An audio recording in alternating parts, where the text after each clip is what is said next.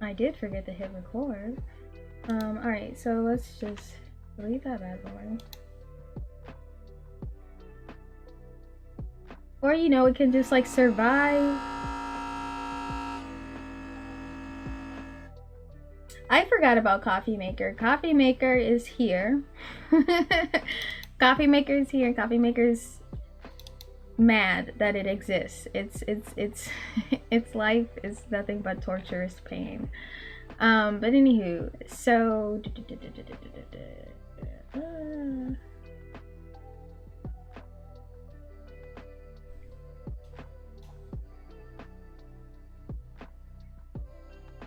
are you still in use?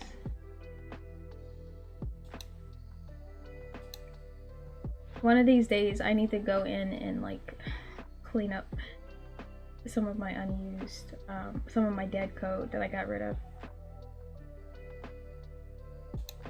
But yeah, I met a lot of really cool people. I saw a lot of amazing products, not only in the game sense, but also in the software sense. Like, there's a company there that was like, it was a Japanese company that just makes fonts. And that's exactly up my alley. That was probably one of the unexpected, like, people there that I was the most excited for, because, you know, Japanese game. gotta have them good fonts. Because they have some really cute ones that I'm gonna need to scoop up. But anywho, grid. So it was at the same venue that it typically is, the Moscone Conference Center. I don't know what it's called. I know it's called Moscone. But I don't know exactly how many people in attendance, but a lot of people that had been to GDC multiple times were saying that it was relatively small. There were at least a couple thousand people there. 1,000. There are a couple hundred. Multiple thousand is not true at all. There are a couple hundred. Maybe 1,000, and give or take some change. There's probably some type of count as to how many people were there. I'm not aware of the exact.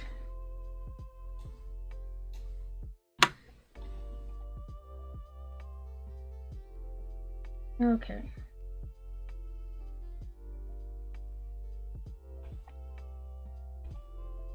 Oof.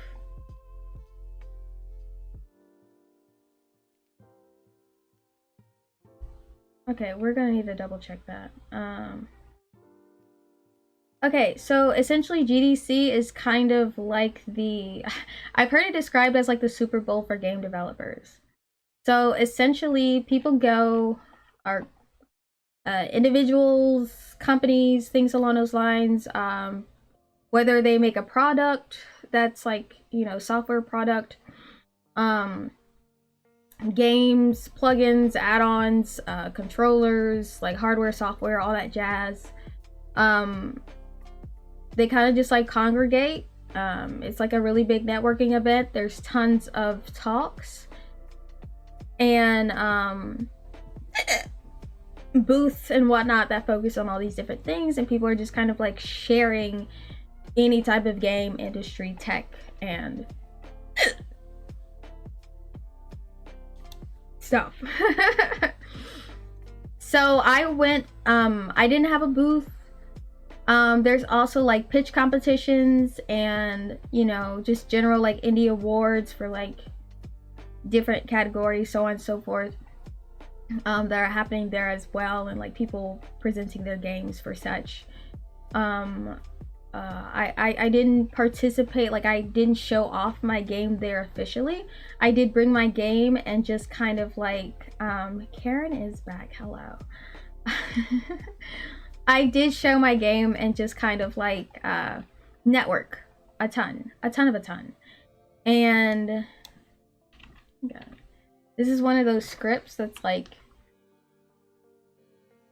a tangential bread and butter script, and a lot of my bread and butter scripts I haven't changed in a long time because like core gameplay stuff really hasn't changed in a long time. It's primarily been special effects stuff. So there's a lot of like weird dead things in here, or just kind of like it works, don't try to refactor this for no reason just because I want it to look prettier, because I've done that and then I'll never finish the game. Like this thing, for example. Oh my god, all this boomerang.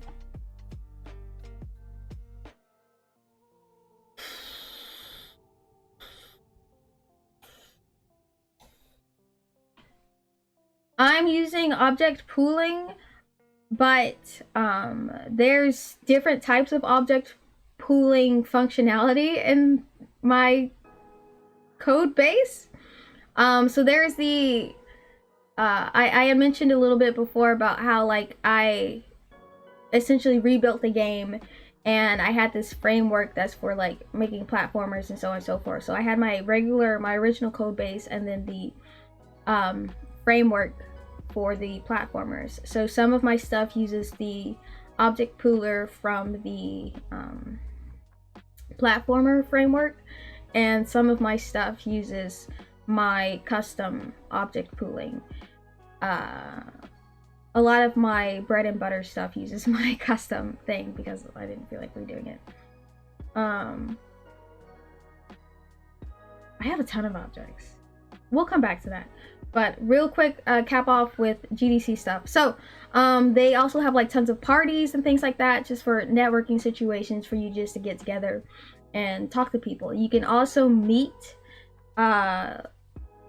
like some of the creators. So like, you know, there's Unreal's there, Unity's there, there's tons of other indies and stuff like that, and you can like set up meetings to try to meet with these people individually and, you know, talk with them if they want to. So it was great. I networked a lot. And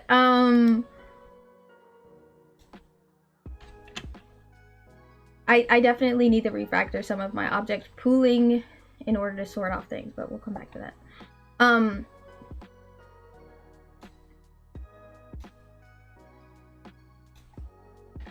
There we go. Now I can see a little better. But yeah, so I came there with like, it's either between 350 and 400 business cards, and I came back with like only like 3. So it was amazing. Put in object pooling. No, I'm not gonna do that because my game is in 2019 and 2019.4, bam. And I'm not updating Unity until I post on Steam. Then I'll update and I'll clean all that stuff up. Like, I'm not trying to run into obsolete shenanigans, all right? I'll come back to that later on, but yeah, plus I've got these other things that are doing object pooling, and I like the other object pooling. But yeah, I ran around a lot with like my tentacles on my head, and it was like really cheap advertising for me. I think I have, just for the sake of demonstration. Porky, you're such a baby. I think it's becoming a thing where he insists on being on my lap while I program. This is becoming a new norm for him.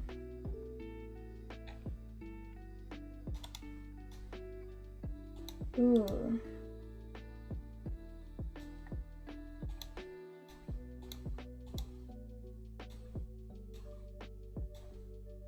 Where's a... Okay, so these are my tentacles on my head. I ran around, talked to a bunch of people, and yeah, whenever that someone would ask like, oh, what's going on with these, or like, oh, I like your ram horns or whatever, I essentially was just like, oh, I'm cosplaying as a character from my game. And they're like, oh, what's your game? And then I would immediately segue into my pitch. So it was honestly like cheap marketing for me to run around with like tentacles on my head and just get people to ask about my game and then talk about it and go on from there. I don't talk about the Uber driver yet. I'll hold off on the Uber driver. We're gonna talk about the fun beauty of GDC first. So it was amazing. I met a lot of like other indies that are doing a bunch of different stuff, different creators of different forms, and also like some big wigs that are like, you know, doing big stuff. I ran into people from Unreal had like gold, like hard metal business cards. Like it was such a flex. But I ran into a lot of people that were like really interested in my game, and I got to talk about it a lot and got a lot of advice, and people that were essentially like, oh, I think I could help get you funding, or this seems like a good idea, keep going with it, so on and so forth. And so that was really encouraging, and I had like a whole ton of like ideas and things that come from seeing a lot of the presenters, the pitch proposals, and so on and so forth. And so some of this is where the direction of what I'm working on in the next coming weeks will focus a bit on. Like I've got some stuff that I'm doing that's kind of just like cleanup and refinement, but there's a couple of like implementation things that I'd really like to do that would address some of the feedback and concerns that I got when I was just like showing my game to a plethora of strangers over the week. One of the, we're just gonna bring this back up again. Like I showed this video, not when it looks like a potato, like it's filmed on a potato. But I showed like the general gameplay of this video, what we've got going on. I had a really quick description of what's happening. People got what was going on in the game, the approach, and the context of scalability from what I described. I would really like to go to GDC next year and bring Urchins Ink to the pitch competition and, you know, display it and see what we've got going there. With a lot of what I was demonstrating from like this video that's just like a minute or so of gameplay, which would change drastically from like a trailer, which I'm working on the trailer for the Steam page, is essentially money shots, things that capture the fun of the game. And I'm in a little bit of a sticky situation because with it being an educational game, I have to, yeah, this spacing in this is stupid. I don't like it. Where's the indent?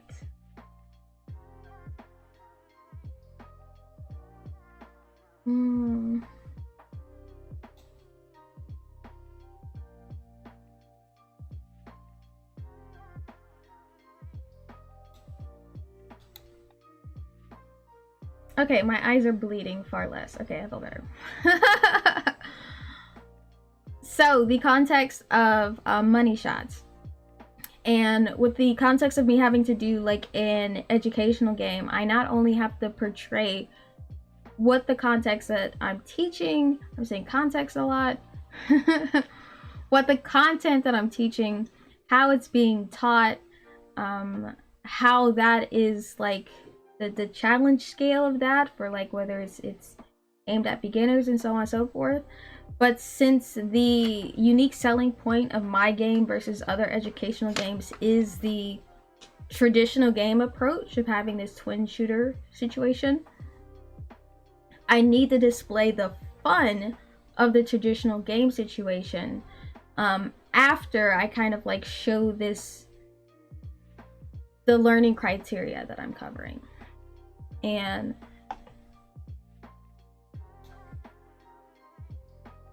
one of the contexts that I was not able to display in my little video that I feel like people missed out on is that I have these gameplay levels.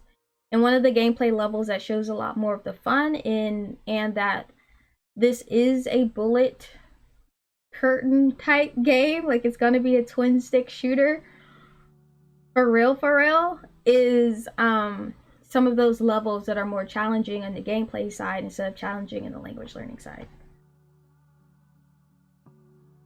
And so the gameplay that I'm going to be focusing on, which is like implementing these features to carve out, is a boss gameplay mode. I've got to think of a better name for it, but let's pull up Paint, because I just that's how we demonstrate things here at Hiccup Interactive. So I'll do that.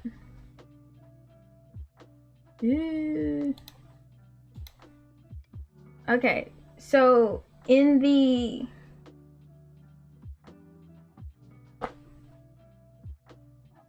more gameplay focused thing that I'm working on this coming week, and the functionality we're going to be covering is the boss mode. In the boss mode, you'll have one big sea urchin that essentially shoots out. Okay. You good? Okay.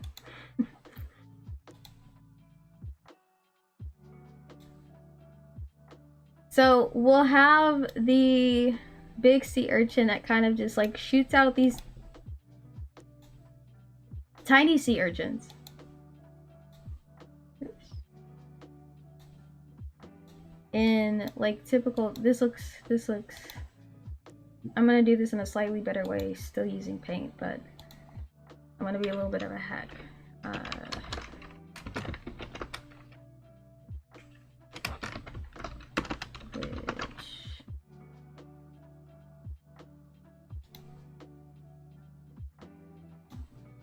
That's not what I wanted, but by all means, go off, King.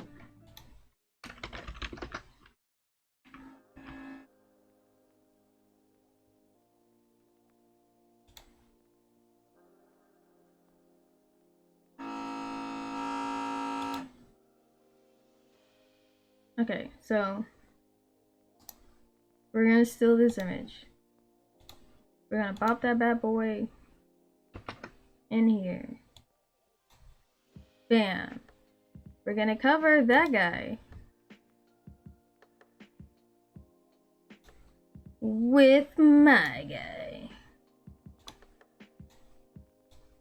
Oh no, gross. Lame. This. You're so tiny! Where are... Also not helping.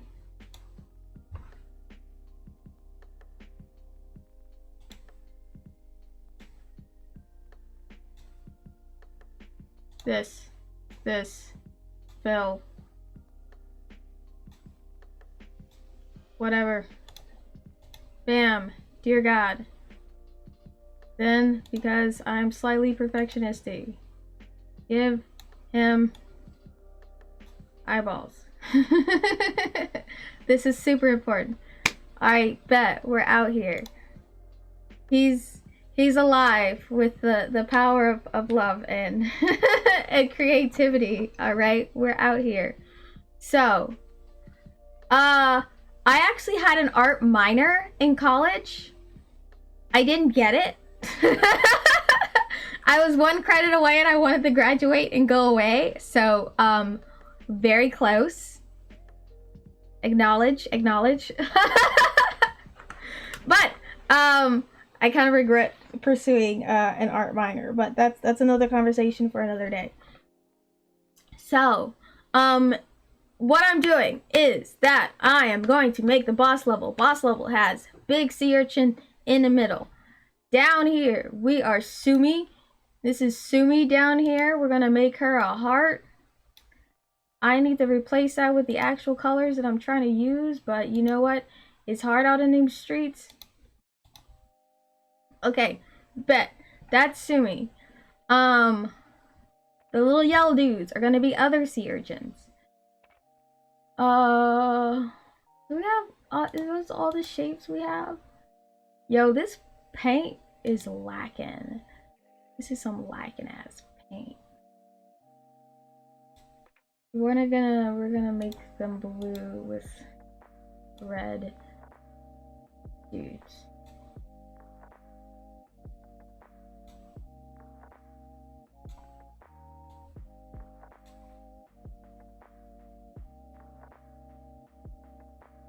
I'm not hiding it.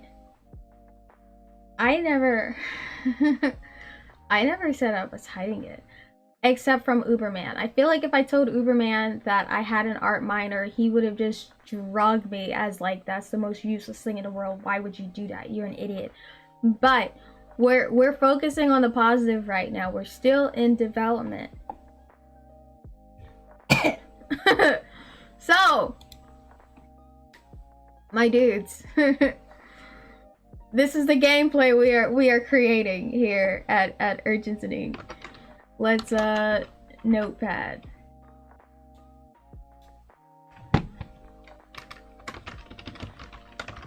Boss urchin.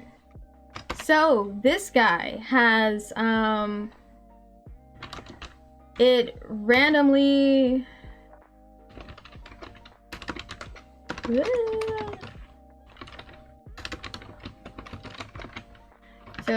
selects a Japanese character. Can I tab?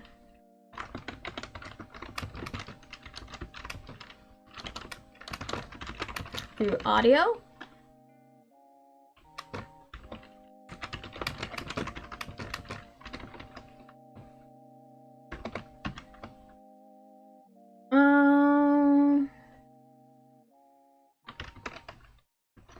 After picking, ooh, where did 9 come from?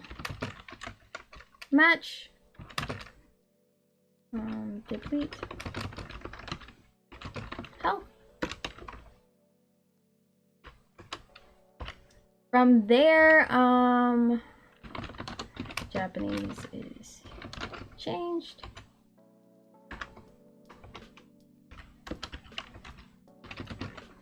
Boss shrinks.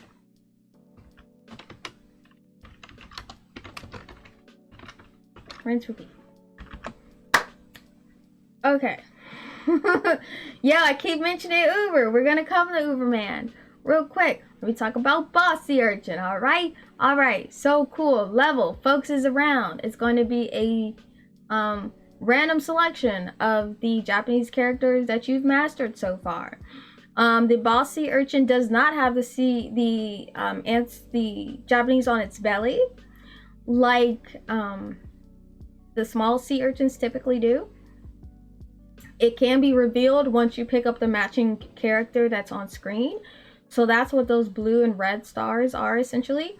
So whenever that you populate into the scene, Boss Man kind of just shoots out little guys. You've got to duck dodge in order to pick up the correct matching one. In order to find out which would be the correct one, you either trial and error it, or if you can land a shot on him, it'll reveal like through audio. I'm also considering just like flashing up the symbol briefly and then him hiding it. I would play Elden Ring. I would I would like that. I also would play Tiny Tina's Wonderland because that's the exact same amount as Elden Ring. But you know, whatever. There's also an option. You just want me to like hate quit things. But I like difficult games because I like to be angry, and that's just kind of like a state of being for me. So, oh yeah, I forgot that you're going for a goal. You're trying to torture me. I forgot about that. Whoops. Anyway, back to Big Boss Man. So, pick up the thing, get the match. Once the match is selected, he like, you know, slight little anger thing, he shoots out some more stuff.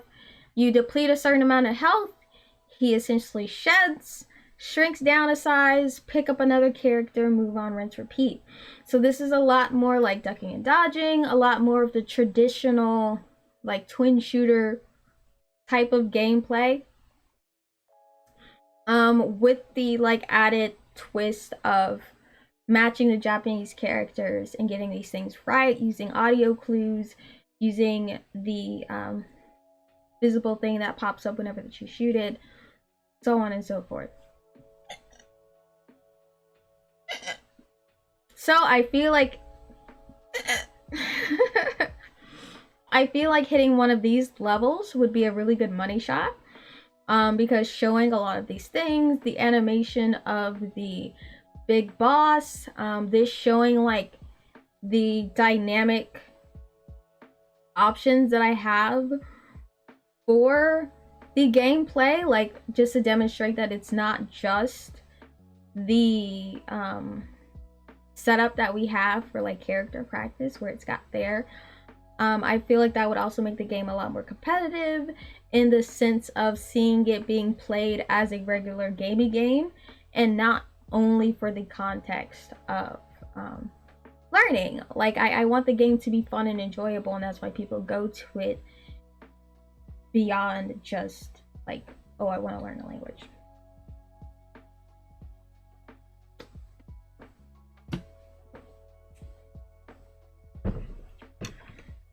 Okay.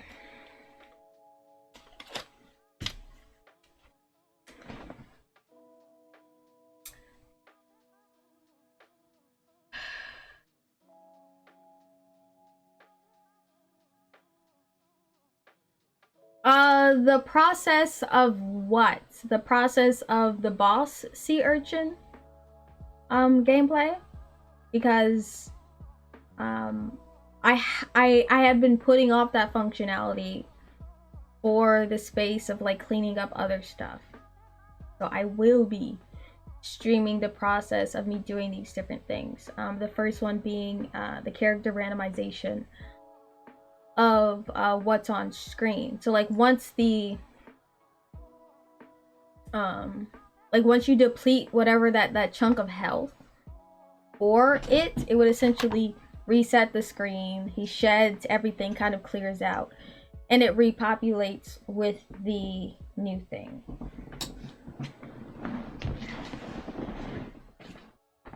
Not the entire process, no. But I have done a decent chunk of it.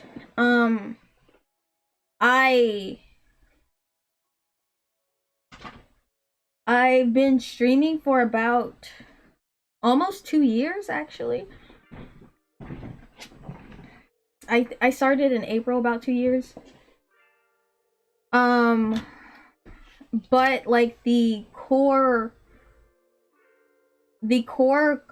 concepts of the game had already kind of like existed, and I essentially spent that time updating stuff, revamping things, working on the code, so on and so forth. So like there's a lot of that was part of the stream.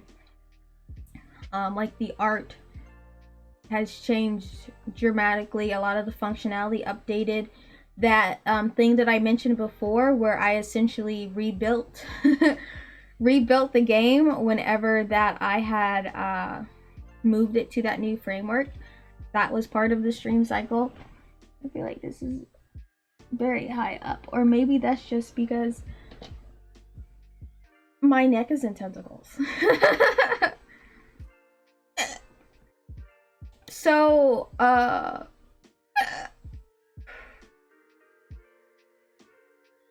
if only I can breathe.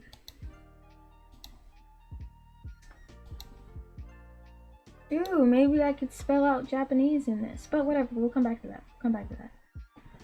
Yo, that could just be my trailer, just spelling out bullet junk. Okay, we'll come back to that. We'll come back to that. Why was I putting this off again?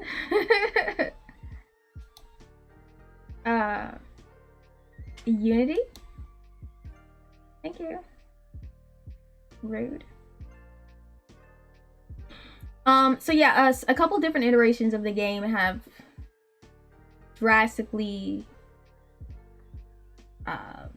like I've shifted through several drastic iterations of the game. And through the 2 years that I've been streaming it, it's been it's a lot of it I've done on stream. A lot of stuff I do kind of like refine over the weekend and then like recap what I had going on. So we don't see every step that was going on, but we do see quite a bit of it from what I had on stream. I am gonna start posting like these legacy videos on YouTube just for long-term use, but I'm bad at social media, so I kind of just was like doing stuff and moving on. But yeah, I will be doing stuff until I finish, until I at least post the game. It's just kind of like a good like accountability thing for me, since I do have a day job and I got other stuff that I do, and this just kind of like gives me a solid sticking point to come back to work to. It's like, you know, checking in and doing stuff.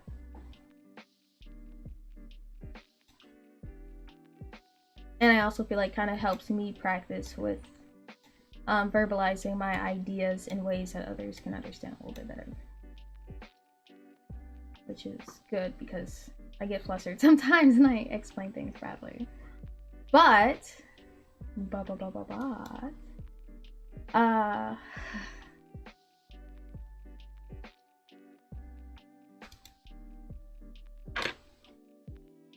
let's talk about UberMan. While we're talking about UberMan, I'm going to be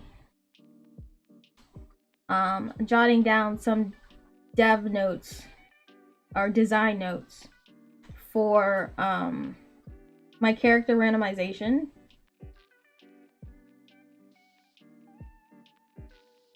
Because that is a I just keep calling it bread and butter. it's a core functionality that will affect a lot of my bread and butter scripts. I don't show a ton of my bread and butter scripts because they are the bread and butter of my game. Those are things that I had worked on before the stream and are essentially like the unique selling points of Urchins Ink is my translation system and how my stuff communicates with the translation system. So some of the tangential things I kind of like show, like something like this script that kind of just like shoots out how my my letter spawners shoot things out. This would kind of like add on to that script as well. So I'm just like writing down how this touches some of my bread and butter stuff.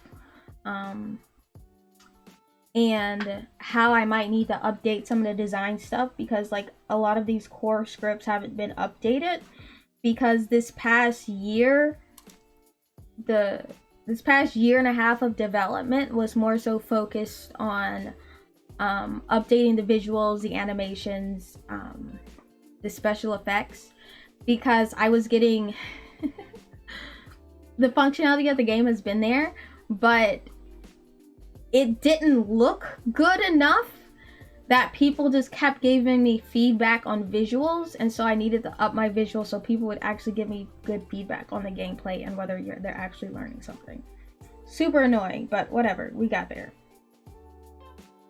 So, actually, really quick detour before UberMan. The thing about the spawner scripts. I do use a ton of spawning, or object pooling, my bad. I do use a ton of object pooling.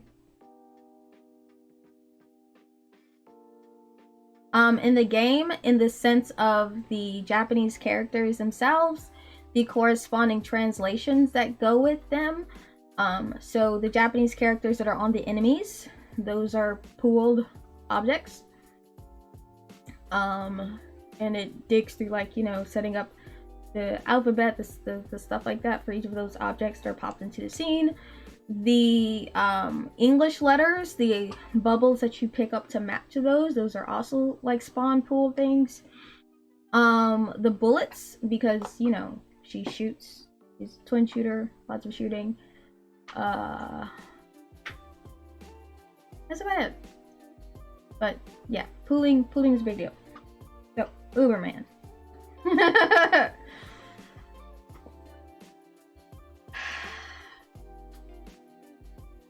So, GDC ended Friday. And GDC ended Friday. So, I spent all of Friday evening to Saturday morning traveling from San Francisco back to Atlanta so I could go home. And I was feeling real good. I met a lot of people, got a lot of good ideas, got, like, you know, this thing going on. We're finally acknowledging this. Actually, I'm gonna put these up. I'm gonna do this so I can see those bad boys. And this. So everybody gets a peek. What I got going on? Okay. I was feeling good. I was feeling great. But I was also very tired because I just traveled all night. So I didn't take my Uber straight from the airport. I took the train closer to my house, got an Uber. Uber was like 25 minutes drive from the train station to my apartment door, and I had the most fever dreamish conversation with this UberMan. Oh my god. Okay? Oh my god. So UberMan's like, oh, you're traveling, you got a suitcase, where'd you come from? Came from San Francisco, went to a game developers conference. He's like, oh, well, what does that mean? I'm like, oh, that means I program games. My parking. I'm like, I program games. He's like, oh, you're a programmer. Does that mean you make $150,000? And I was like, no, I don't. And he's like, you don't? Well, why not? I'm like, I don't make $150,000 because I don't. That's not an immediate thing. Like I'm just not there yet. Like, how much do you make? I was like, I do all right for myself. Like, I'm not quite six figures, but I'm okay. And he's like, well, you're supposed to be. He's like, you went to school, right? Like, I was like, yeah, I have a degree. He's like, in what? What is your degree? And I was like, computer science. It's like, yeah, you should be making $150,000, at least 100. But you should be making about $150,000 because if you have a computer science degree, they pay you a lot of money for that. You should be making six figures. And I'm like, well, I don't, my guy. I don't. And he just kept, like, roasting me about how I don't make enough money. And then he was like, how long did it take for you to get here from the airport? I'm like, I don't know, about 2 hours. 2 hours? Why didn't you just take Uber from the airport to home? Like, what are you doing? Oh, you don't make $150,000. And he's like, my son is in computer science. He graduated. Oh, hey. Cool beans. I will keep them in my back pocket. I'm gonna pause them. As well as, like, this ad. Thank you.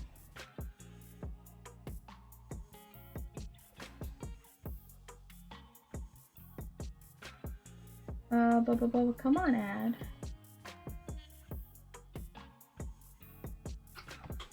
All right, anyway, so just sticking it in the background so we can go there. Thank you for the suggestion. Oh, I think it's gonna be done. There we go. All right, bad. So, dude bro's like, oh yeah, my son graduated. I don't know what he does, but I think he makes $150,000. Yo, if he did offer me a job, he wouldn't pay me $150,000 because that's too expensive. So he's asking more about like, what do I do at my job? I'm like, I work at a casino gaming company. We make slot machines. And he's like, yeah, the casino industry has a lot of money. They should pay you more. When did you graduate? I'm like, 2017. It's like, you've been there 5 years and they still don't pay you? I'm like, I've only been there 3. He's like, 3 is still a long time. I think you should go to a different company because they're not paying you enough. You're supposed to work at a place, then go to another place that pays you more, and then keep doing that so you get more and more and more money.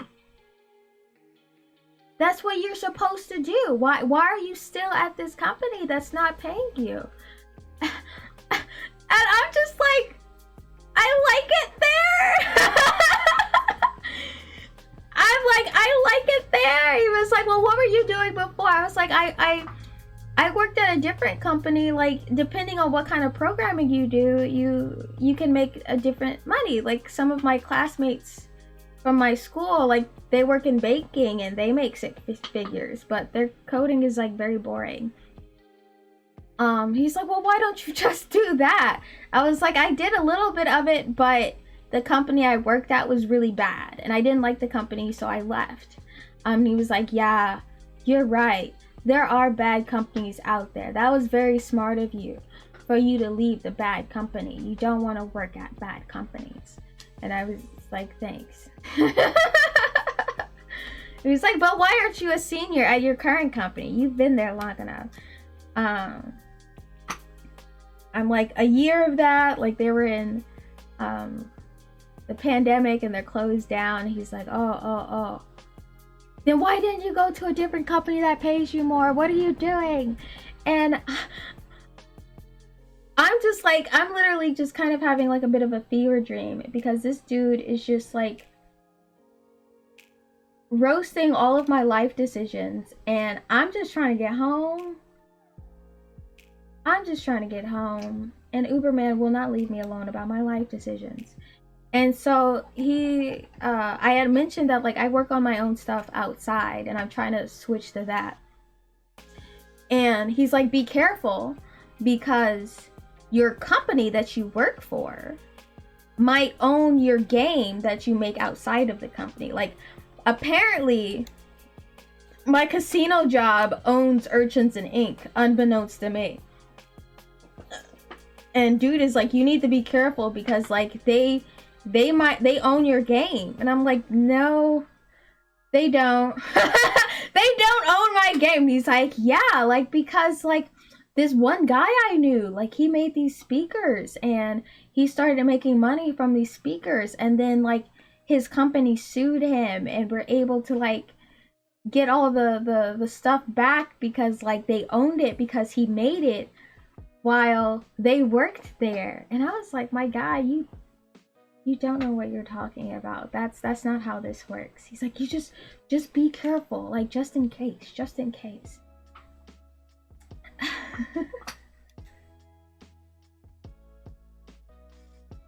Exactly. He's quite stupid.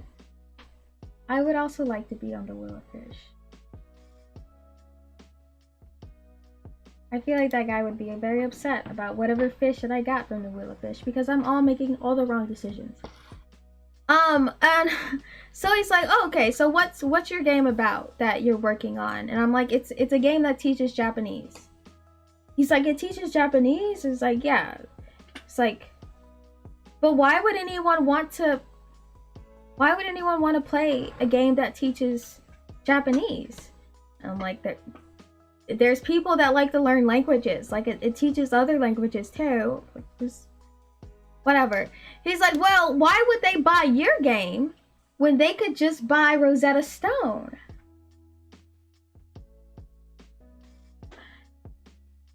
And I'm like, my game's more fun. He's like, I know like 5 different languages and da da da da. Like, I've seen the ads for Rosetta Stone. Like, I never got it, but like, why would they get your game when they could just get Rosetta Stone? I was like, because mine's more fun. He's like, well, what happens if no one buys your game? I'm like, I guess I won't make 150 grand. Like, I don't know what to do, my guy. You're just like, these are really intense hypotheticals that are just really cornering me.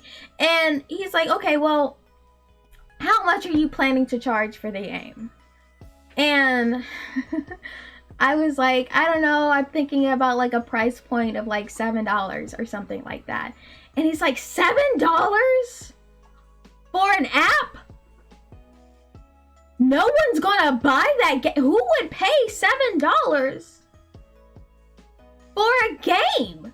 Like, who would do? You could just get Rosetta Stone. Why would you do that? Like, you're charging way too much. You're charging way too much. And I'm like, does this man want me to make 150 grand or not? Like, I don't get it. And also, Rosetta Stone is hundreds of dollars. And he clearly does not know. But he's like, you stupid bitch. Like, what are you doing? Why are you charging so much for this game? Like, get it together. And he's like, what if no one buys your game? I was like, I guess. He was like, and why are you teaching Japanese? Like, you're not Japanese, right? And like, I see him look at me through the rear view mirror. Like, I see this man glance at me. He's like, you're not a Japanese, are you? Right? Tell me, you're not Japanese? And I'm like, no, I am not Japanese. He's like, what are you doing teaching a Japanese game? You're not Japanese. And I'm like, my guy! I was like, I did a study abroad there for a year. He's like, oh, well,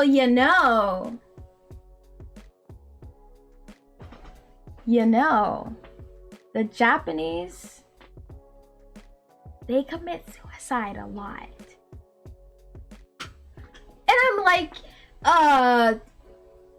yes, that is a thing that has happened. And he's like, yeah, like, it's a really, really sad system. Do you know why they commit and live? Like, I'm just gonna call it commit and live just for the sake of being a little bit more gentle and slick of this. He's asking me do you know why the Japanese commit and live? And I'm like, like, I don't know, like, some studies are like because of stress from work. There's different things. He's like, pulse on the Japanese industry over here. That they'll meet up, like, they'll make forums and they'll get together and just commit and live. Like, they're just really, really sad people in the society. And I'm like, there's happy people in Japan. Like, I don't know how to communicate with this human being anymore. Like, this is a real human person. And he's just like, I'm like, there's real happy people. There's people are happy in Japan. Like, there are people. And he's like, no. They're just putting on a happy face. They're really sad inside. Like, the whole society. It's really troubling. It's not a good place. And I'm like, I lived there a year. Like, I lived with people. I know people that are happy, that are Japanese. And he's like, no, they're lying. They're no. And I'm just like, how far am I from home? When do I get home? When do I get home? What is happening? Like, I can't win with this guy. And he's just like roasting every decision of anything that I've done. And I'm just like, you know what? Okay. Just like, I'm just like in my head, just agree to disagree. Maybe he'll stop talking. Like, this is like the 6th time that I'm just like, agree to disagree. Maybe he'll stop talking. And homeboy comes out with like another banger of just like life crushing advice of me messing up my life decisions. I shouldn't have chosen Japanese to focus on for my thing, because it's a sad society and no one's actually happy there. They're all lying. And why would anyone buy my game when you can just get Rosetta Stone?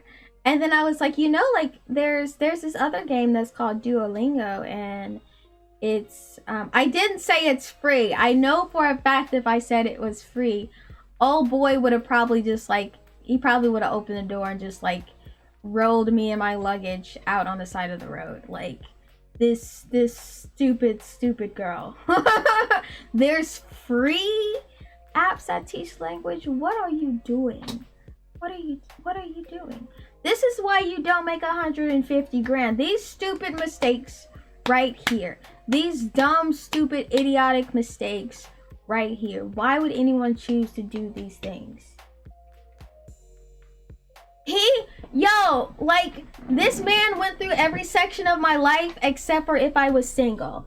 And I'm sure if my ride was like 5 minutes longer, he probably would have hooked me up with his son.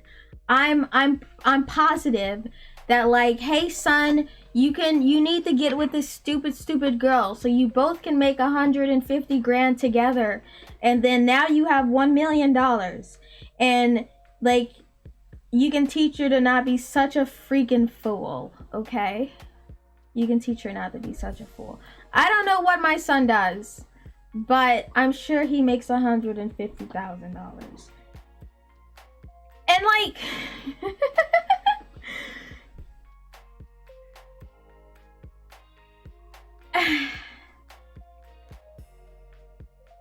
and like he just kept roasting my whole life. And that, like, I was finally getting home and I'm like, oh yeah, churn here, da da da da da. And I could tell this man was like super judging my apartment complex. I could tell that, like, I guess I was okay enough to where he didn't completely drag me for living in an apartment. He did ask me, like, what kind of place do you live in before he had like got there, like what the address. He was like, do you live in an apartment or a house? I was like, an apartment. He was like, and then he like moved on to the next thing, because you know I don't make 150 grand, so I can't afford a home. But the most the craziest, wildest thing is that dude, bro, as he was like pulling up, judging my living arrangement, I'm glad he couldn't tell what car I had, because he probably would have called it a hoopty and like dinged my shit before he like backed out. I'm positive he would have done that. But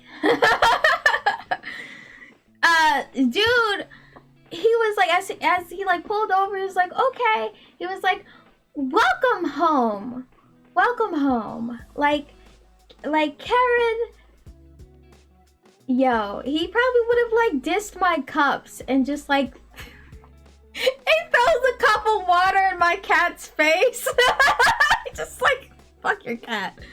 Like, only idiots get cats. Only idiots get cats. Why don't you have a German Shepherd?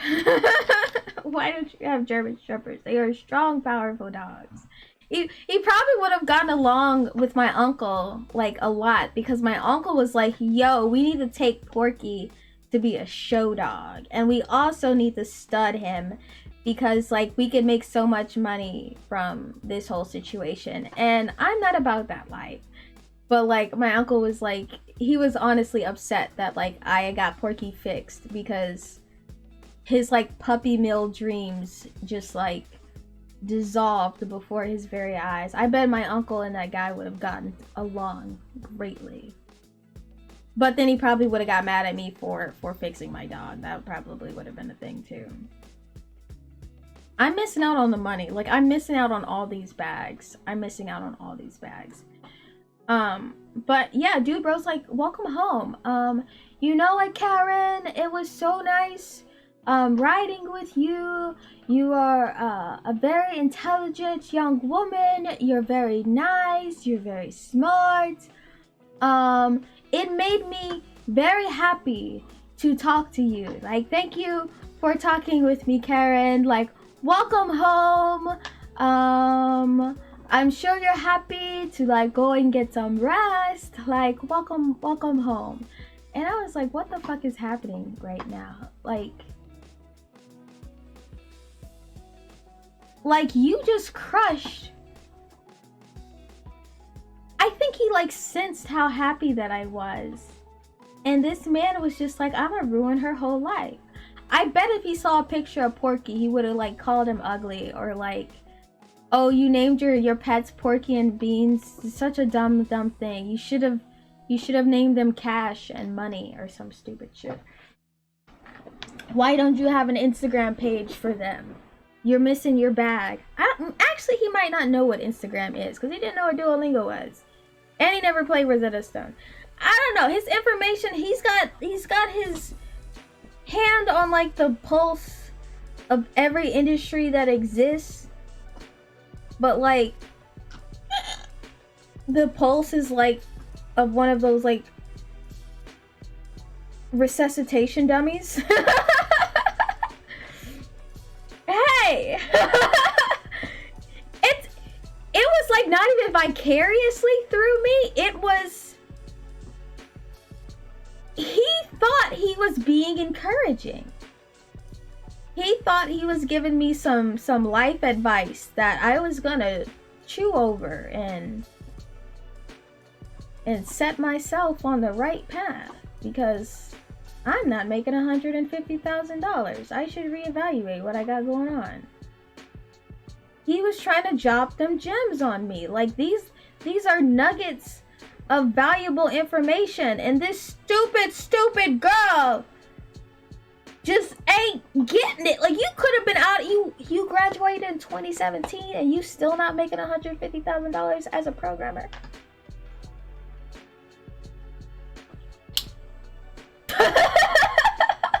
Like,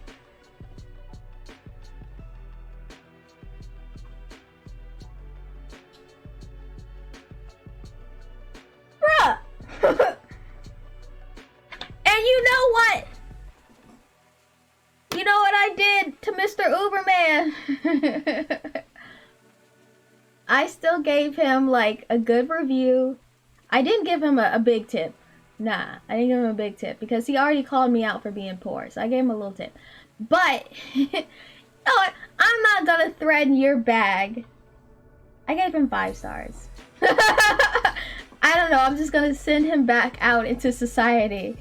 I'm concerned. It's a weird thing. Like, I'm concerned that if he doesn't do Uber, maybe he'll just go into like being like a career mentor, and I fear him pivoting. I fear him pivoting and having more access to more people. I do tip Uber drivers. Like, they out there getting their grind, you know. Yeah, we're wild out here. We don't America doesn't like paying anybody living wages, especially not like contract workers or whatever. Yeah, it's hard out there. But I wasn't gonna threaten my man's bag just because they do get paid, but like not like, you know, all of it. Like Uber gets a cut and stuff like that. But also gas is like $5, so like God bless their souls. yeah, so you know, it's a nice thing to do. I'm not. I don't make $150,000, but I appreciate service workers and giving them, you know, extra support in what their hustle is or whatever. That's absolutely disgusting. I was in California and I saw some places that was like almost $7. And I was like, bruh, I'm walking so hard. And then I tried to take the bus to the airport, and it's not intuitive at all. And I kept goofing, and I had to take an Uber to the airport.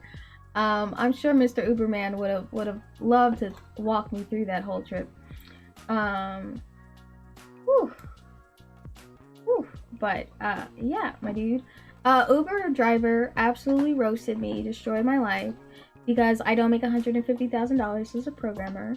I'm making a game that teaches languages when Rosetta Stone already exists. Big fail.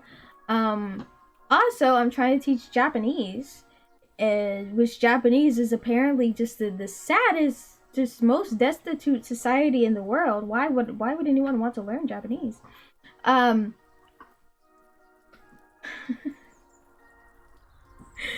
As well as, like, you know, him side-eyeing my apartment complex.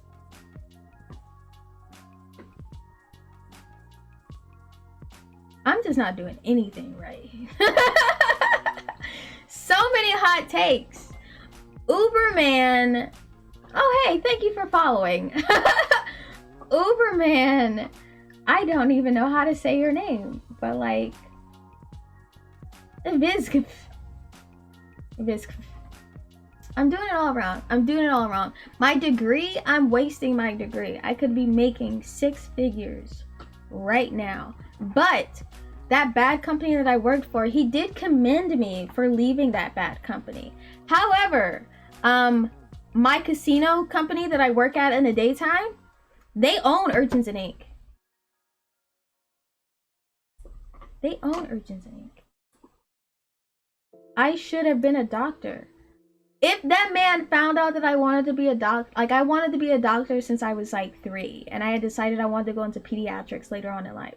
I switched to computer science like a couple months before college and never looked back, and I'm really glad that I did. Like, I switched whole ass colleges because I wanted to go to computer science school so I could focus on computer science.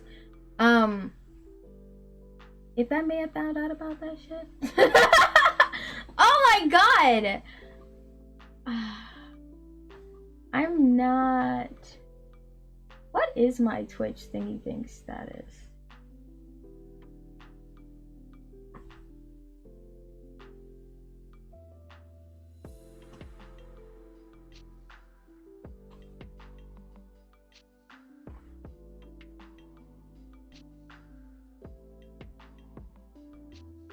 I mean, it's possible with coding to make 6 figures relatively early in your career, but you also got to take into consideration what type of coding that you're doing. And with doctors, like some of your residency, you might just get yeeted to the middle of nowhere. Like, there are sacrifices and shenanigans, and leave me alone. Let me make my little Japanese weeb game, okay? I just I just want to hang out with weebs and do hood rat stuff with my friends. Like, leave me alone. Don't. And he's like, why aren't you a senior at your company yet? Idiot. You've been there 3 years and you're not a senior at your company yet?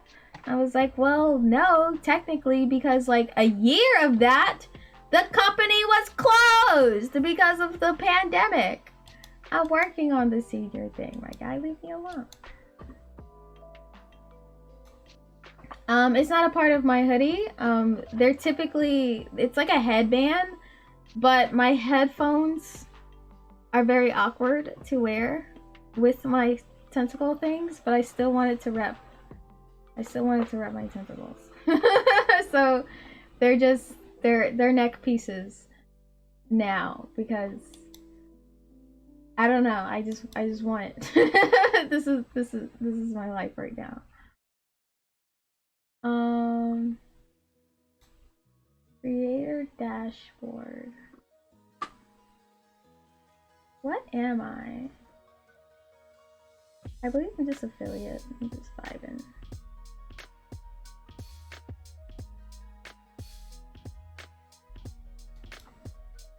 Yep, I'm affiliate.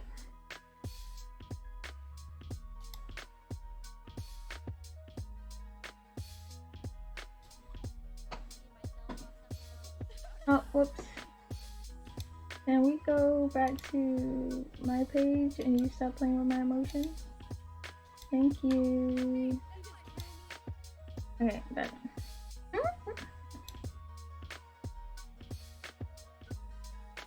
Yeah, like the Frankenstein thing. That's exactly what I was going for.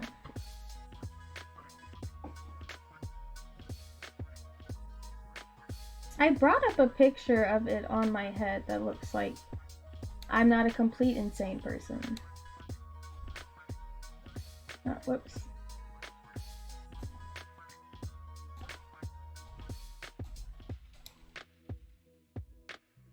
There we go. That's it on my head. And I'm not a complete insane person. I mean, there's also the sea urchin back there. We got King Urchin back there. He's vibing. He's having a good time. But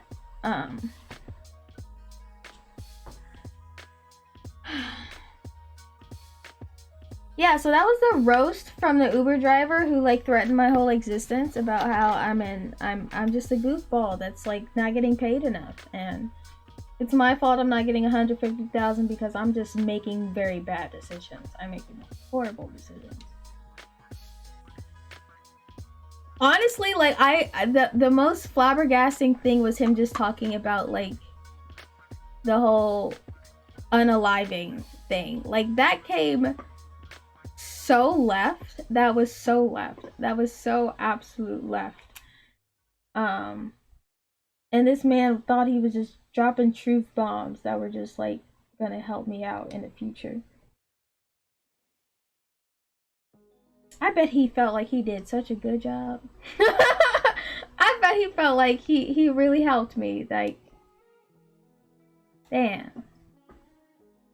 I bet she grateful as hell. Oh my god. Okay.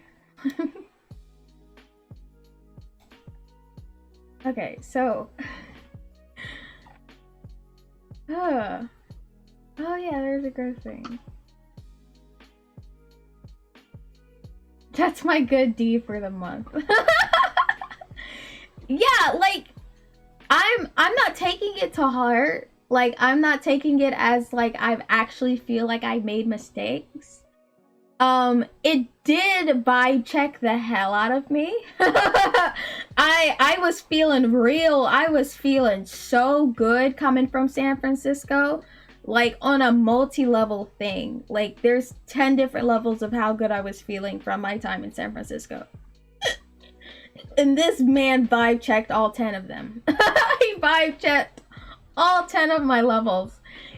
And then told me to like welcome home and have a good day. Like, wow. I don't think it was malintent at all. I feel like he thought he was being encouraging, that he was like, you know, giving me information, like advice. I felt like he thought that he was giving me advice.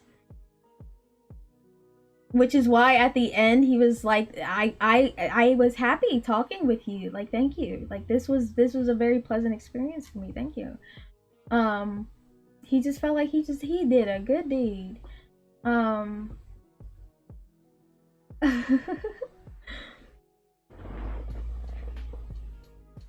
sure it's not as bad as this guy. I'm sure I've accidentally given somebody like advice they didn't ask for and didn't want. I'm sure I've done that, but like this dude, this dude, he was damn near patting himself on the back as he was pulling off. Like, ooh. I think maybe I just radiated that I felt too good, and dude was just like, I'm about to end this girl's whole career.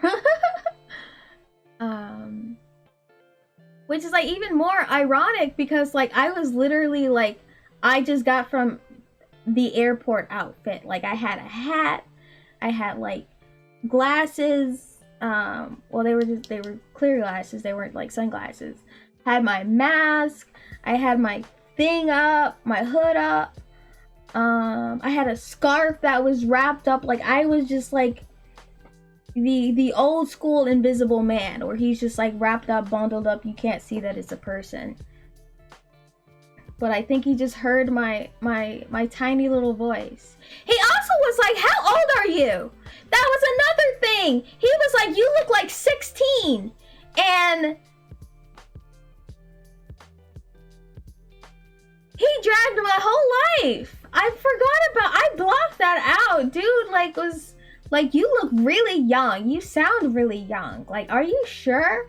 And I was like, I'm almost 28. He's like, "You look like you're 16. He's like, "Yeah, I'm a small person." And he was just like,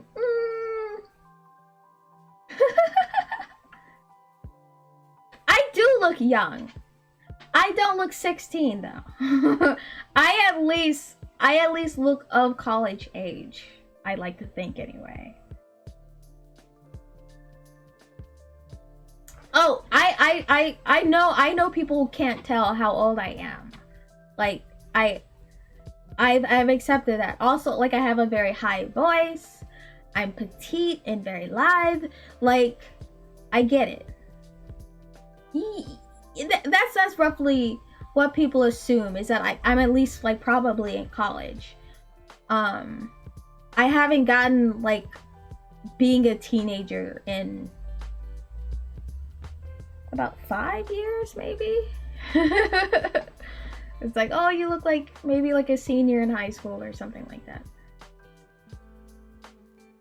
Did you ride the plane all by yourself? Where's your mama? Ain't nobody coming to pick you up. You just out here roaming the streets alone. Let me lay down these life lessons on you, this young whippersnapper.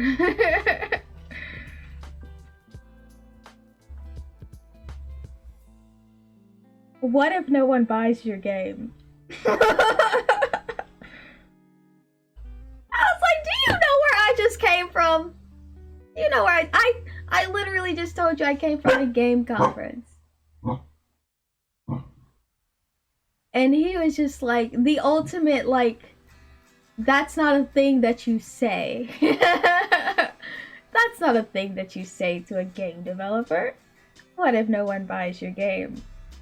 I guess I won't make 150 grand. Like, I don't fucking know. And also he was like, "Oh, have you made any games that I've heard of?" And I was like, "Probably not." And he was like, "Well, why not?" I was like, "Do you go to the casino? Like, I've made casino games." Like, he's like, "Which ones?" And I'm like, "But do you go to the casino?" He's like, "I don't gamble." I'm like, "Bruh! Why do people want to know what games I make? Want to know titles, features, and shit?" And I'm like, "I work at a casino company." And they're like, "No, go on. I want to know what titles." Bitch, you don't gamble. You don't know. You don't know. Like, I made blackjack. He don't know what, that man don't know what Fortnite is. That man don't know what Fortnite is. How? That man don't know what fucking Fortnite is. I could say probably I made Uber. He knows what Uber is. That's probably the closest game he knows. But like, Uber's free, so I'm already in the red, remember? He was like late 40s, maybe early 50s, Middle Eastern man. His son does. He doesn't even know what his son does. He doesn't know what his son does. He doesn't know how much his son makes. But he's like, I got a rough estimate. You, Missy, are behind. What? Like, bitch, I made blackjack. I made blackjack. You know poker? That was me. That was me. That was the old Karen. Buggy. Don't be calling me out for not making poker, Porky. What you want? What you want? You be calling me out. You don't ride Uber. You can't call me out. Only the Uber drivers can call me out. That's right. You gotta get out of here. It's so rude. Like, I'm just in the back, like, hood up, mask on, minding my business. And he's like, why don't you make $150,000? Like, I'm in an Uber on a Saturday morning. Leave me alone. Leave me alone.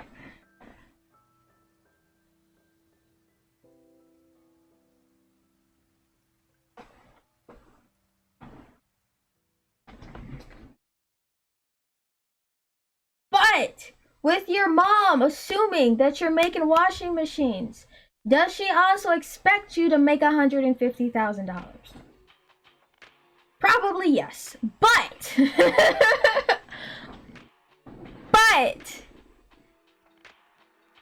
my mans did not have to drag me that hard, okay? He, like, dragged me by my hair through, like, every stage of life. He's like, you don't look old enough. Your degree, you're not using it right. You're not high enough in your company. In fact, you should switch companies. Why haven't you switched companies? You're supposed to go to different companies to make more money. The point is to make more money, Karen. What are you doing? Why are you in Uber on a Saturday when you rode the train? This chick bitch took MARTA. This chick bitch took public transit.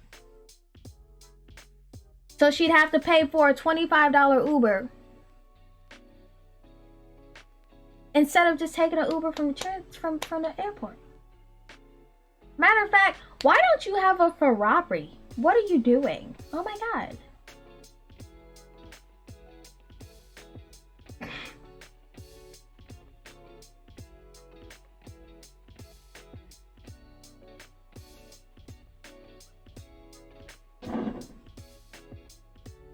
It was such a fever dream.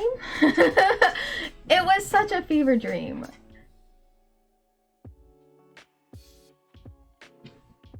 And like, I was tired. I came home, I took a nap, I woke up, and I was like, that was a real human being that just like is out there in them streets giving out life lessons to unaware Uber riders. Let me give this man 5 stars so he does not leave his industry, because God forbid he like becomes a talk show host or something, or he asks his son for like funding for him to like start a self-help book or some shit. Like, oh my God.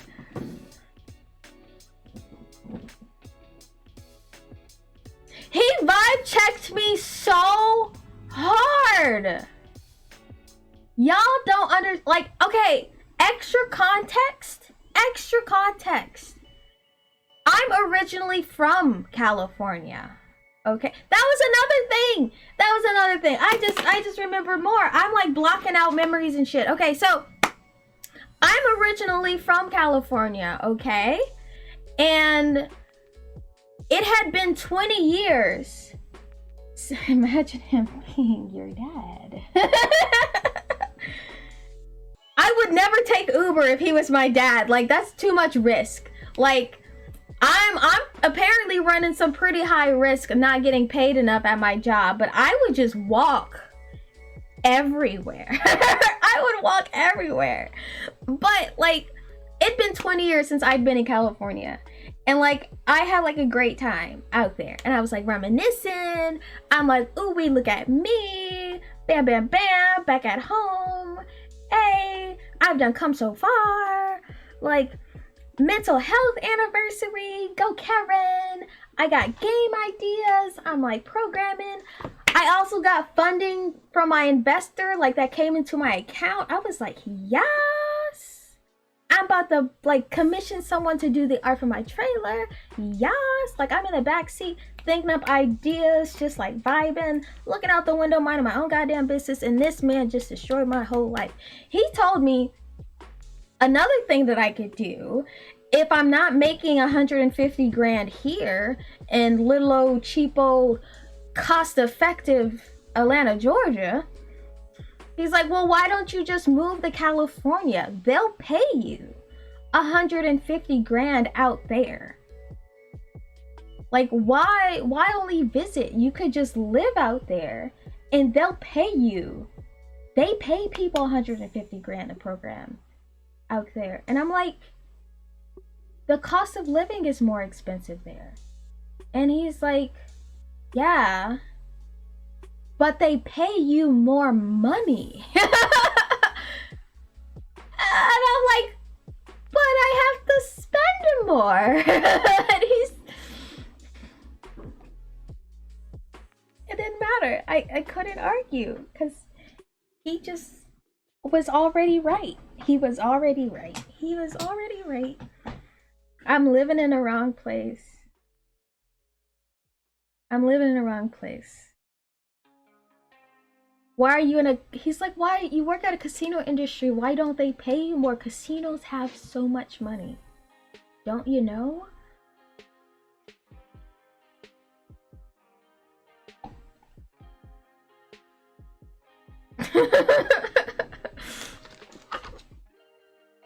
And I'm like, I don't get the money in the slot machine, sir. Like they don't give me that. Like I don't get slot commissions like per spin. That's not how it go. That's not how it go at all.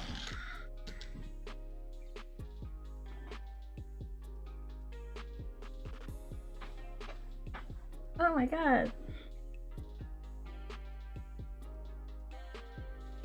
That man is probably gonna live rent-free in my head for like at least another month or two. And then sporadically throughout the rest of my life, probably. That man like has purchased real estate in the back of my mind. And it's so silly. It's so silly to me. Like I'm really glad that like I'm situated enough in and of myself not to just like actually take him to heart, but like I wish I did too, but y'all don't understand how like he caught me slipping. Like I didn't understand where I was or how this was like, is this real? Like, am I being punked, my dude? Like, he asked me, he's like, are you Japanese? And like, I see his little eyes in the rearview mirror. Like, look back there. You're not Japanese. Like, he was like daring me to be like, I am Japanese. And like him to be like, but you're black. Like,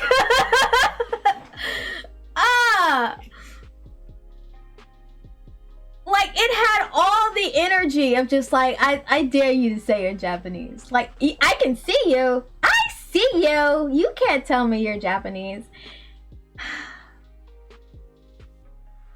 I should have. There's so many missed opportunities in that conversation. He probably would have asked me something about like my mental state if I did say I was Japanese, because he immediately segued in that whole like, you know, that whole not alive thing. They're very sad people. You can't be, because like Yes, like black Japanese people are a thing.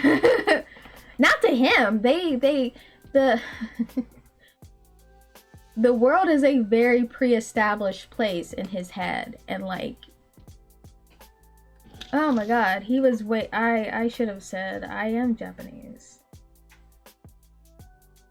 Oh my gosh.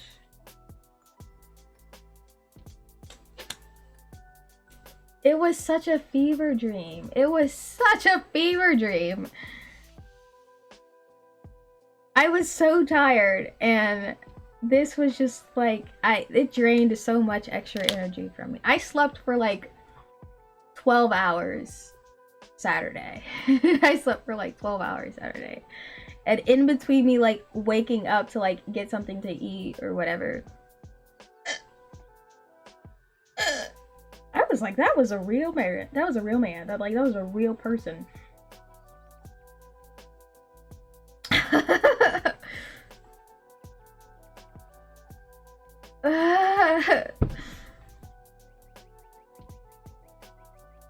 I bet he would have been like, show me your mama. Like, pull up a picture of your mama right now. Pull up a picture of your mama. I bet your mama not Japanese. I bet your mama not Japanese. Show me your Japanese ass mama.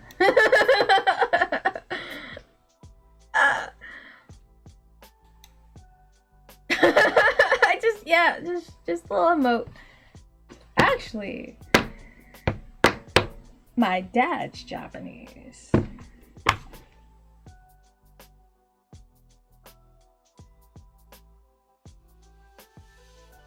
That man vibe checked my whole life.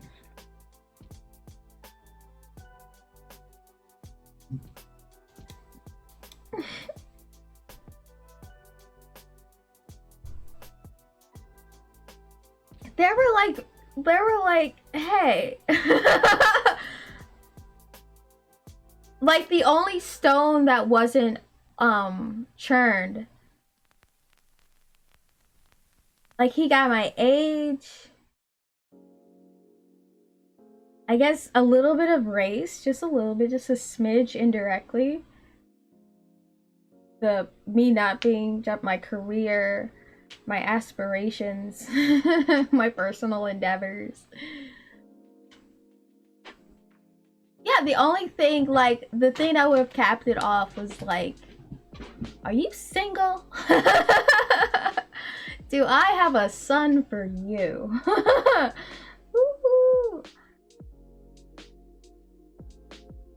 It's like, okay, I'm gonna like tippy touch on this, just like a little a tab, okay?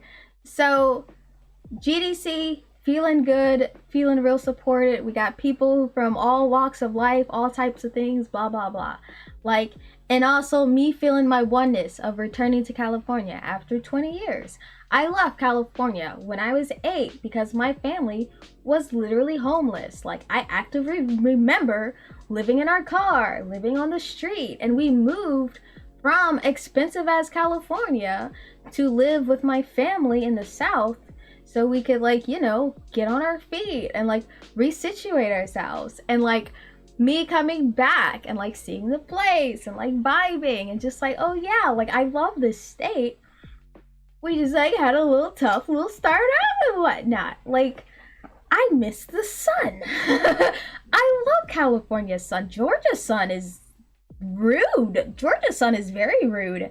It's very, very rude. The humidity is not okay. It messes up my hair. Whole thing. So, I had a great time. I was feeling good on like all these different levels.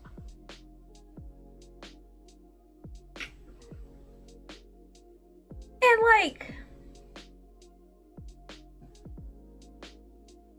with all of these things and like me having such like a visceral great experience and then running into this guy, it kind of like reminded me of all the weird crazy things that you run into being like a woman in tech, a black person in tech, a black entrepreneur, like whatever like minority checkbox that you hit, and like the weird static that you get from like not being the optimal whatever thing that is in whatever industry or in whatever circumstance. And this man was like a walking chimera of like anti like self-belief. He was just like a culmination of just like yo, like actually you're fucking up. And like me feeling like, oh, I beat the odds, I didn't become a statistic, or like, yay, I feel like I made a really cool game that people think is cool, I'm doing a cool thing. Dude, bro, was just like, but what if no? But what if no? And I'm just kind of like looking at it as like, you know what, I'm proud of like me right now, probably me several years ago. It would have got in my head a little bit in the sense of like, I probably wouldn't have coded like this soon after talking to somebody like that. Like it probably would have knocked my confidence down a little bit. But it's like for real, like, you know, fight or flight. Like I'm like actively in fight mode. But like fight mode in the sense of I'ma just keep going on my grind. Use a little ignorant, but like bless your heart. Like that thing that Southerners say. Like, I'm not gonna drag you back, but like bless your heart. Like you ain't all there. But like you stay over there with your ignorance. Bless your heart. Oh. Oh. Oh. Oh. Oh.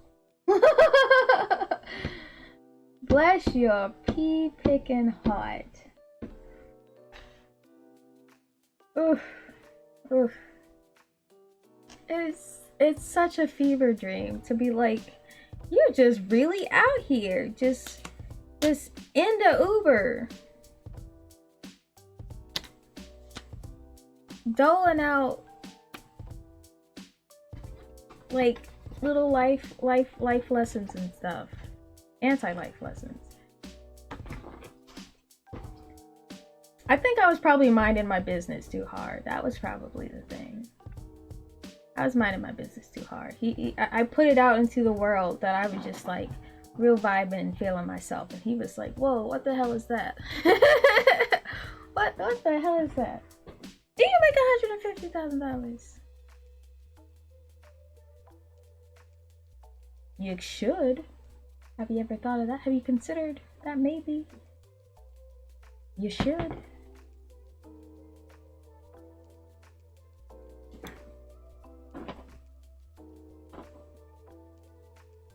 Right? I'm not gonna drag little UberMan's career, but like, let me mind my business back here. Let me mind my business in the back seat, and me just feel my good vibes. Oh my god. It's super fortunate that he wasn't one of my Ubers at GDC, because like at GDC I had like my little tentacle head thing on. That probably would have threw him for a whole loop if I was just walking around with tentacles on my head. He would have had some extra words for me. Yeah, like I get the idea that it was one of those perspectives of just like, you know, maximum work ethic.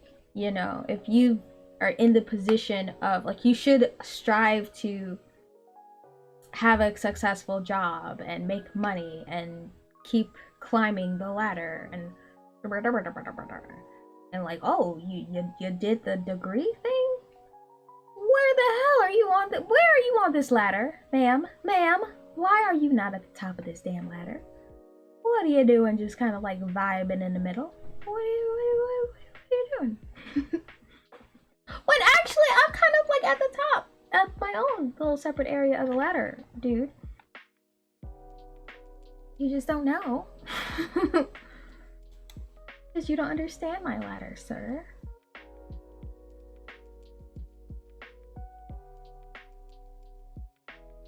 Yeah, for sure, for sure. Which is why I'm not actively angry at him. It's just, oh hey, thank you for following, Nicholas. I can read that name.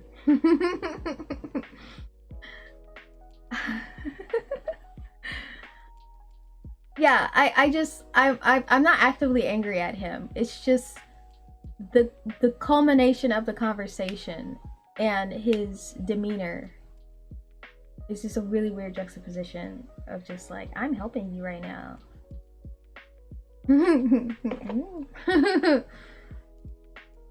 Silly girl. That's so, and it's like immediately after, like I was in Atlanta for a total of 2 hours before my shit got rocked. You know what, for the fun of it, just to refocus a little bit. 2 hours in Atlanta, welcome home. But anyway, just to refocus a little bit, we're gonna do an Urchins and Ink spiel. We're gonna do an Urchins and Ink spiel because, like, I wear tentacles on my head sometimes. This boy. Let's pause this thing. Okay, so that's Sumi. She's why I wear tentacles on my head sometimes. It's not just a like, oh, weird kooky gamer girl thing. Like, I'm advertising my weeb character. My goal is to teach weebs to be literate, alright? We out here in them streets, and there are good dubs. There are good dubs. But we need y'all to pronounce things properly whenever that y'all start mixing in random Japanese words into your day-to-day English. Sure, maybe you can say nani, right? But y'all be saying some other stuff weird, and we need to correct that pronunciation. Weebs can be better, all right? We can be educated. We can know what we're talking about. That's what I want for us. That's what I want for us, okay? Sticking with the positive. We's out here teaching them weebs to speak. Interact with women, different situation. Are you fluent in Japanese? I am not fluent in Japanese. However, I do watch a lot of like serial killer documentaries, but we'll look at that some other time. I'm not fluent in Japanese. I did spend a year study abroad in Japan where I got pretty good at Japanese. I could get around, I could understand a decent amount. I had got to the point in my language journey to where I could understand a lot, but because my grammar was, I didn't have a lot of confidence in my grammar skills, that like my speaking was, I couldn't make like complex sentences. Like I feel like I'm very eloquent in English because I'm very familiar with the grammar and how to use words and all these different things. I hadn't got there yet, but I could communicate and say simple sentences and get back and forth. And I know how to get placed so I can understand what people are saying. I could read, all that jazz. With GDC being over, I do plan to take some Japanese courses again. Just to, you know, get better. I do want to get certified in Japanese so that, you know, I can just say that I did. But yeah, the objective of Urchins and Ink is to teach the Japanese alphabet and basic reading comprehension so you can recognize the symbols, you know how to pronounce them, and you can read. ちょっと待ってください。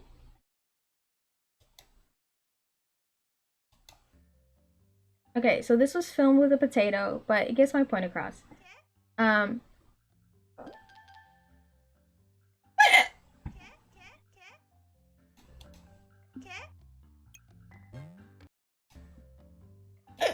Now I have hiccups. Alright, so you play as a squid. These sea urchins that are popping into the scene have Japanese on their bellies. If you pick up the matching English character that matches the sea urchin, it will sweat the English translation. You shoot it, it pronounces it, the symbol pops up. You can start building these patterns and so on and so forth yourself.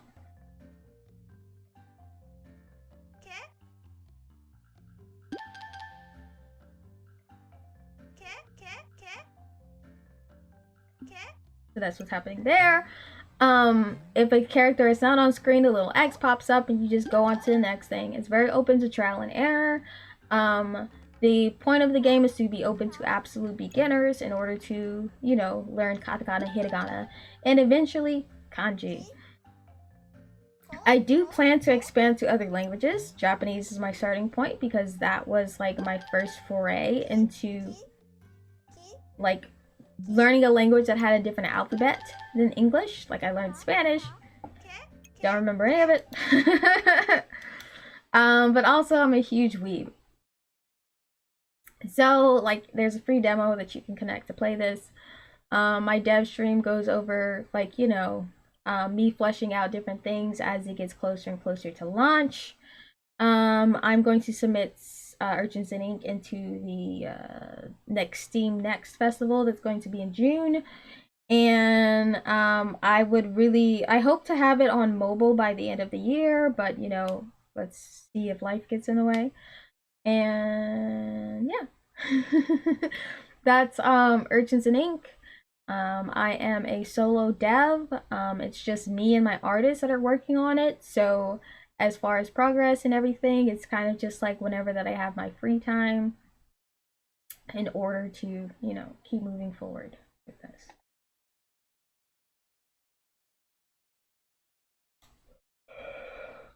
Yeah, now I have a bit of a yawn. A little bit of the stuff that I am also refining that I had worked on before I went on.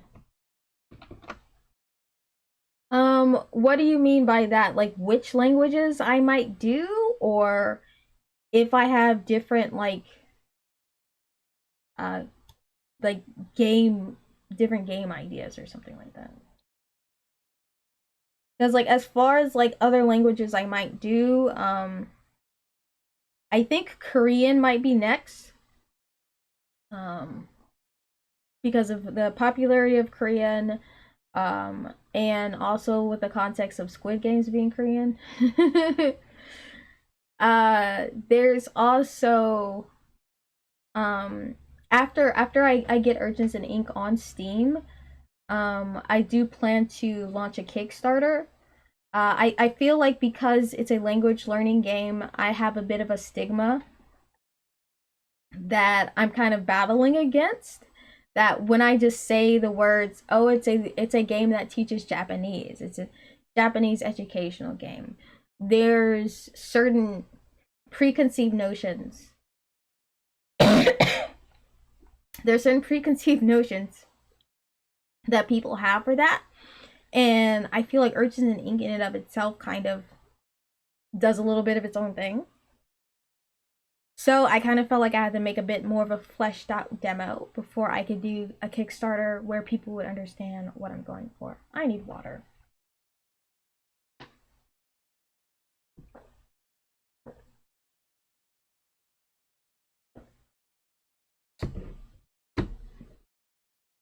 And so like with the Kickstarter, I feel like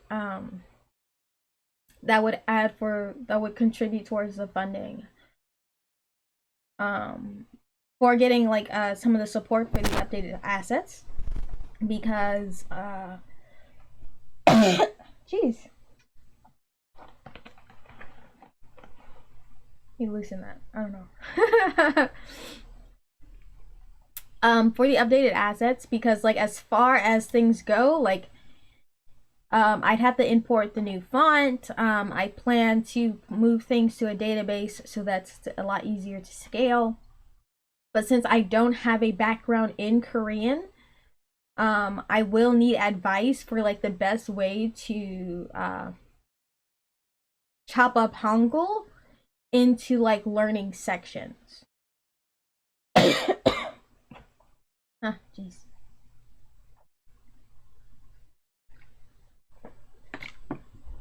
I did so much talking, now I have a tickle in my throat.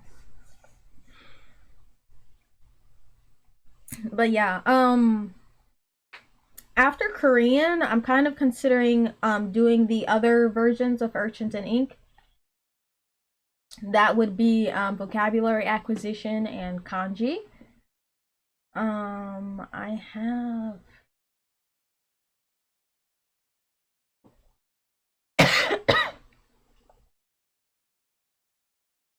I have images for those, but I don't have it immediately available on my computer.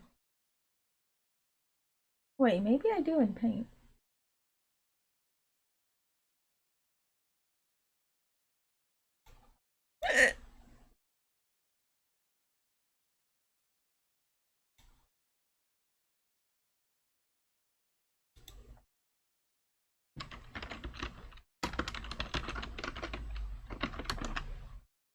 Ah, no, it's a different guy. I know it's not. What's it face? I know it's not Holly. Holly is a completely different character.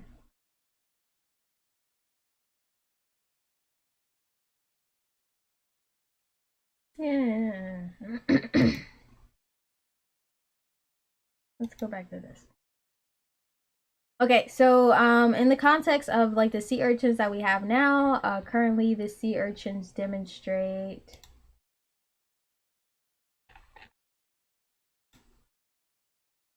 with the Japanese on their bellies and you pick up the English. So for vocabulary acquisition, in that context, it would be, say the sea urchin would say have cat on its belly, and then the bubbles would have hiragana in it. So then you would pick up ne and ko to spell neko. It would match. You would shoot it, and then it's cat. And the similar situation with kanji. You would have the kanji for cat on its belly. You pick up hiragana ne, hiragana ko, and neko. So going from there. So with those, I would kind of just need, as far as it goes, like funding for different database stuff. I would love to bring on another person to help me out with things. At least 2 more people, another programmer and someone to help out with audio. And then having people on standby for recording voice clips, because I'd also like to have native speakers do the voice recordings. Currently it's just me, and I am not native. So I should have told that guy I was. And yeah, so that's essentially the goal and what we've got going on. And like the Kickstarter would essentially go over some of these different things, and I think it's easier to see the vision with the prototype that I have now compared to like the prototype that I had like say 6 months ago or something along those lines, which is why I've kind of gone in this a little bit of a backwards order of like kind of making the game and then doing a Kickstarter for fleshing out the other parts of it. As far as like other languages beyond Korean, it would kind of like go from whatever would be requested from say fans of the game. I want to focus on other logographic languages, so I'd like to keep in the context of that before switching to say do say doing like Japanese to Korean, for example, like a game that has Japanese as the base and it teaches Korean, or Korean as the base it teaches Japanese, like doing 2 on that end. I'd like to keep with English and a logographic language and go from there to bridge that gap between the Roman alphabet and these other alphabets that are out there, or other writing systems per se. All right, so Beans is very gently reminding me that I am late to feed her. So, I don't know if that other guy is still streaming that was suggested. Let's see.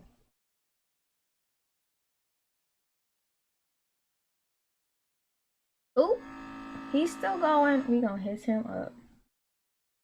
Okay, so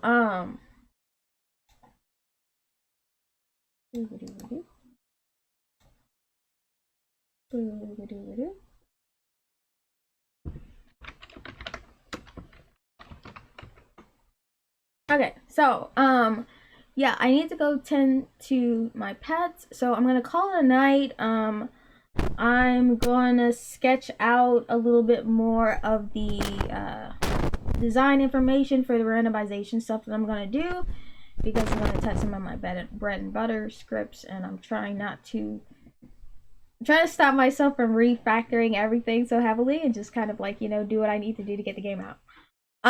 So I'll work on some of that after I tend to the babies, and I'll catch you guys on the flip side. I'm gonna raid somebody, so you can stick around for that. But thanks for hanging out. Thanks for stopping by. Bless the heart of that little UberMan, and y'all keep on y'all grind. All right, catch y'all on the flip side. Bye bye.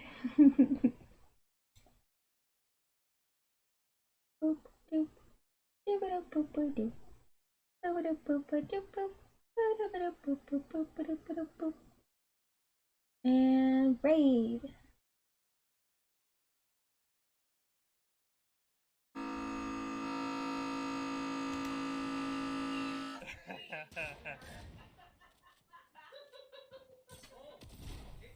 Oh, right here. Coming in here.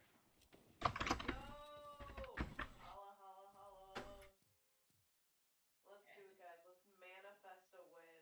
Let's manifest a win for this raid. Hi there. Hello, hello. Welcome, welcome. Welcome to the stream here.